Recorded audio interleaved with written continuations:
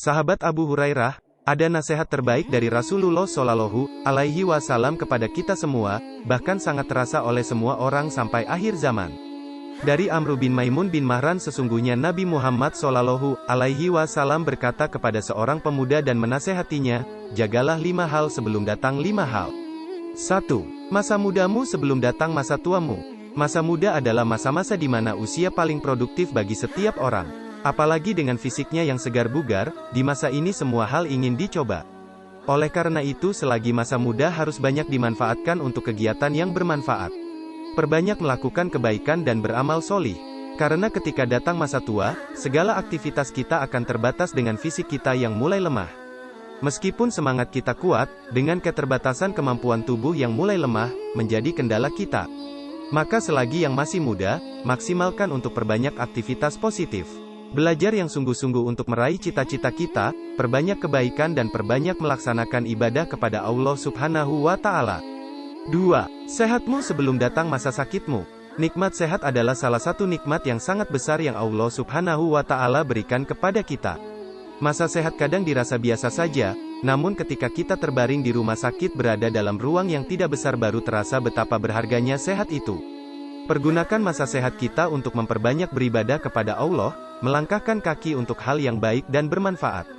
3. Waktu luangmu sebelum datang waktu sibukmu. Waktu luang sangat berharga, karena, ketika kita disibukkan dengan hal pekerjaan misalnya, tentu kita akan mengesampingkan segala urusan lain seperti keluarga, teman dan hal lainnya hingga pekerjaan kita selesai. Bahkan terkadang terlalu sibuk dengan pekerjaannya hingga tidak ada waktu sama sekali untuk sekedar menunaikan kewajiban beribadah. Ingat, di waktu luangmu itu banyak digunakan hal baik atau tidak? Lebih banyak buka HP atau buka Al-Quran?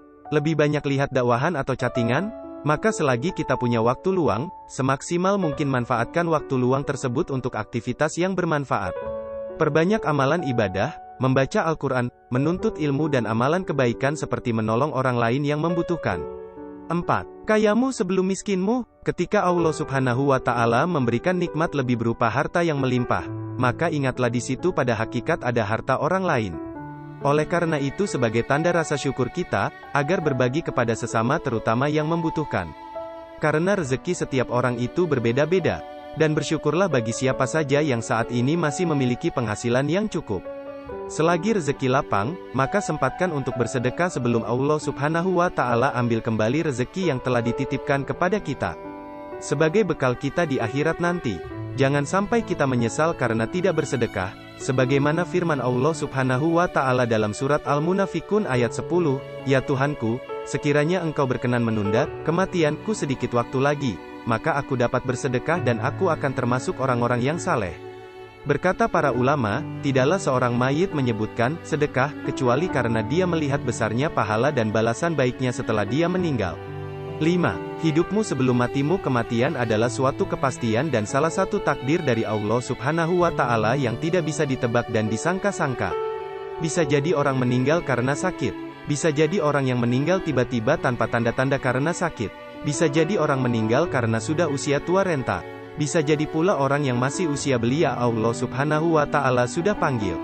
Karena itu selagi kita masih diberikan kesempatan hidup, perbanyak amalan-amalan kebaikan sebelum datang waktu kematian kita. Karena kehidupan kita yang sebenarnya ialah kehidupan setelah mati. Di sana kekal dan tidak bisa balik lagi untuk berbuat amal soleh. Apakah kita sudah siap menghadap Allah? Amal apa yang kita siapkan?